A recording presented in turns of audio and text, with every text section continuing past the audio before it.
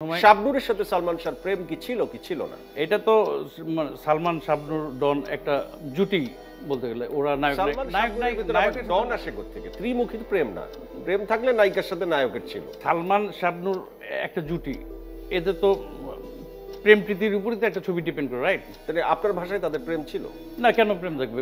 ফিল্মের নায়ক নায়িকার তো প্রেম থাকতে হবে, তাই না? নাহলে তো হবে না। কিন্তু অরিজিনাল প্রেম আর ফিল্মের প্রেম এটা তো ডিফারেন্ট একটা ব্যাপার। আপনার সাথে প্রয়াত নায়ক সালমান শাহর শেষ কথা কখন, কোথায়, কি হয়েছিল? আমার সাথে সালমানের লাস্ট দেখা হয়েছিল সালমানের শ্বশুর বাড়ি থেকে। আমি হচ্ছে যে 1 তারিখে ঢাকায় যখন চলে আসি, সালমানের 2 তারিখ থেকে শুটিং ছিল হচ্ছে যে শিবলি সাদিক ভাইয়ের একটা ছবির। সালমান ভাবি দুইজনই আমাকে হচ্ছে যে ডলফিন কোচে উঠাই দিল আর কি রাত্রেবেলা। ওদের বাসায় ডিনার করলাম, ওখান থেকে আমি চলে আসবো সকালবেলা। এসেই শিবলি ভাইকে বলবো যে আপনি সেট রেডি করেন, 3 তারিখ সকালবেলা এসে সালমান শুটিং করবে। এইটুকু আমার লাস্ট কথা হয়েছে ওইখানে। এই সালমান শাহর স্টারিজম যেভাবে আকাশমুখী উঠছিল, আজকের যদি সুপারস্টার শাকিব খানের সাথে সালমান শাহর স্টারিজমকে আপনাকে তুলনা করতে বলি, পার্থক্য কি? সালমানের তুলনা সালমানের কোনো মানে সাবস্টিটিউট আমি দেখিনি, কিংবা এখনো হয়নি, কিংবা আসেনি। সাকিব টোটালি ডিফারেন্ট একটা জিনিস, তাই না? সালমান যে সময় আসছে তখন মানে আমরা যে সময়টাতে আসছি সেই সময়টাতে আমরা পুরো ফিল্মের সব কিছুই চেঞ্জ করে দিয়েছিলাম আমরা, তাই না?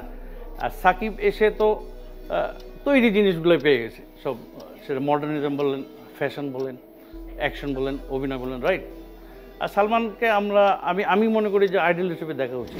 ডন ভাই, আপনি খুব সুন্দর গান গাইতে পারেন, আপনি একটি গান শোনাবেন? তুমি আমায় করতে সুখী জীবনে, অনেক বেদনায় সয়েছ, বলো না কি সুখ তুমি পেলে, তোমায় পেয়ে পৃথিবী পেয়েছি, আমি পেয়েছি আলো, পুড়েছি প্রদীপ সেই আলো জেলে, তুমি আমায় করতে সুখী জীবনে, অনেক বেদনায় সয়েছ।